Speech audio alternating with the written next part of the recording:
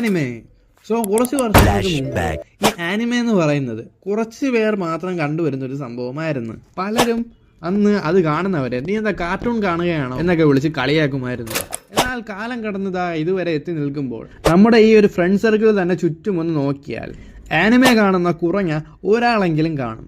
വർഷങ്ങൾക്ക് മുമ്പ് പോക്കിമോൺ, Doraemon, dragon ball, ജാക്കി ചാൻ എന്നീ പരിപാടി നമ്മൾ കുട്ടിക്കാലത്ത് pogo, cartoon network, Disney, Kochi ടിവിയിൽ കണ്ടു വളർന്നവരാണ്. മാത്രമല്ല ഈ കാർട്ടൂൺ നെറ്റ്വർക്കിലൊക്കെ കാണിച്ചു വന്ന ആനിമേ സീരീസ് അതിൻ്റെ ഫുൾ എപ്പിസോഡ്സും അതായത് ഫുൾ സ്റ്റോറിയും കാണിക്കാതെ കാണിച്ച എപ്പിസോഡ് തന്നെ വീണ്ടും വീണ്ടും വീണ്ടുമാണ് കാണിച്ചുകൊണ്ടിരുന്നത്.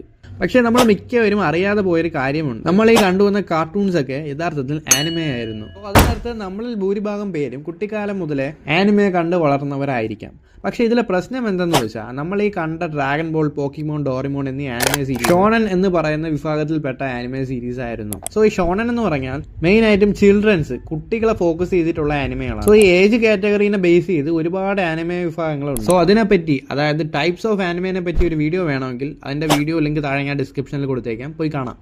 പിന്നെ വർഷം 2014 ശേഷം നെറ്റ്ഫ്ലിക്സ് അതേപോലുള്ള ഓൺലൈൻ സ്ട്രീമിംഗ് പ്ലാറ്റ്ഫോംസ് ചില ആനിമേ സീരീസ് സ്ട്രീം ചെയ്ത് തുടങ്ങി. പക്ഷേ നെറ്റ്ഫ്ലിക്സിലോട്ടൊക്കെ ആനിമേ വരുന്ന സമയത്ത് ഒരു പ്രശ്നമുണ്ട്, സബ്സ്ക്രിപ്ഷൻ.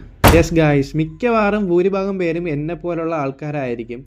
ആനിമേ കാണാൻ വേണ്ടി സബ്സ്ക്രിപ്ഷൻ എടുക്കാൻ പൈസ ഇല്ലാത്തവരായിരുന്നു കാണും ആ സമയത്ത്. സോ അന്നും ഇന്നും പൈസ ഒരു വലിയ കാര്യമാണ്.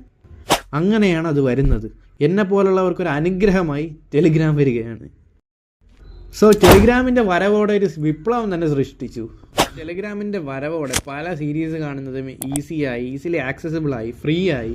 സോ തെറ്റായിട്ടുള്ളൊരു പരിപാടിയാണെങ്കിലും താങ്ക് യു ടെലിഗ്രാം.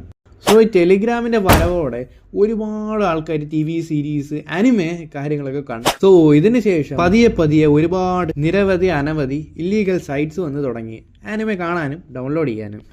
പക്ഷേ ഇവിടുത്തെയും പ്രശ്നം എന്തെന്ന് വെച്ചാൽ ഒരു എപ്പിസോഡ് കാണാൻ വേണ്ടി ചിലപ്പോൾ 10-20 ആഡുകൾ കടന്നു പോകണമായിരിക്കും. അത് മനുഷ്യനെ പൊട്ടനാക്കും. പിന്നെ ഒരു കാര്യം വിട്ടുപോയി, പേഴ്സണലി എന്നെയും എൻ്റെ പരിചയമുള്ള കുറച്ച് പേരെ ഈ ആനിമേ സീരീസിലോട്ട് വളരെയധികം അഡിക്റ്റ് ആവാൻ സഹായിച്ച ഒരു ആനിമേ ഉണ്ട്, അറ്റാക്ക് ഓൺ ടൈറ്റൻ. യെസ്, അതായത് ഗെയിം ഓഫ് ത്രോൺസ് കണ്ടവരെ പോലെ തന്നെ അറ്റാക്ക് ഓഫ് ടൈറ്റൻ ആനിമേ കാണാത്ത ഒറ്റ ആൾ പോലും ഇല്ലായിരുന്നു എൻ്റെ അറിവിൽ. സോ ഈ അറ്റാക്ക് ഓൺ ടൈറ്റൻ എന്ന് പറയുന്ന ആനിമേ ഒരുപാട് ആനിമേ കാണാൻ വേണ്ടി ഇൻഫ്ലുവൻസ് ചെയ്തു ആൾക്കാരെ. മാത്രമല്ല ഇക്കാലത്തെ സോഷ്യൽ മീഡിയയുടെ ഇൻഫ്ലുവൻസും വളരെയധികമുണ്ട് ആനിമേ പോപ്പുലറൈസ് ചെയ്യാൻ. അതിപ്പം ഇൻസ്റ്റാഗ്രാമിലെ റീൽസ് ആയിക്കോട്ടെ, വാട്സാപ്പിലെ സ്റ്റാറ്റസ് ആയിക്കോട്ടെ, അതൊക്കെ വളരെയധികം ആനിമേ കാണാൻ പ്രേരിപ്പിച്ചിട്ടുണ്ട് ആൾക്കാരെ. മാത്രമല്ല ഈ കാർത്തിക് സൂര്യ, കോൾമി ഷസാം എന്നീ യൂട്യൂബേഴ്സിൻ്റെ ഇൻഫ്ലുവൻസും ആനിമേ പോപ്പുലറൈസ് ചെയ്യാൻ കേരളത്തിൽ സഹായിച്ചതിൻ്റെ പങ്ക് ചെറുതല്ല. ഇപ്പോൾ മിക്കവരും, അതായത് എല്ലാവരും ആനിമേനെ റെസ്പെക്റ്റ് ചെയ്യുന്നുണ്ട്. അല്ലാതെ പണ്ടത്തെ പോലെ ഇത് കാർട്ടൂണല്ലേ, കാർട്ടൂണല്ലേ എന്ന് പറഞ്ഞ് പുച്ഛിച്ച് തള്ളാറില്ല. സോ എന്തായാലും നമ്മുടെ ഇടയിൽ തന്നെ എല്ലാവരും ഈ ആനിമേ എന്ന് പറയുന്ന ഒരു നല്ലൊരു ആർട്ട് ഫോം റെസ്പെക്റ്റ് ചെയ്യുന്നതും അത് കാണുന്നതിനെ ഓർത്ത് സന്തോഷമുണ്ട്. പേഴ്സണലി ഞാൻ നല്ല ആനിമേ കാണുന്ന ഒരാളാണ്. മുമ്പ് എനിക്കും ഒരു അനുഭവം ഉണ്ടായിരുന്നു. ഞാൻ പണ്ട് ആനിമേ കണ്ടുകൊണ്ടിരുന്ന സമയത്ത് ഈ കാർട്ടൂണാണെന്ന് പറഞ്ഞ് എൻ്റെ ഒരു കൂട്ടുകാരൻ കളിയാക്കുന്നുണ്ടായിരുന്നു. ഇപ്പം നോക്കുന്ന സമയത്ത് അവനാണ് ഏറ്റവും വലിയ ആനിമേ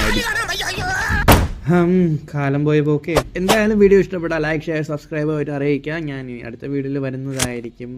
ബൈ.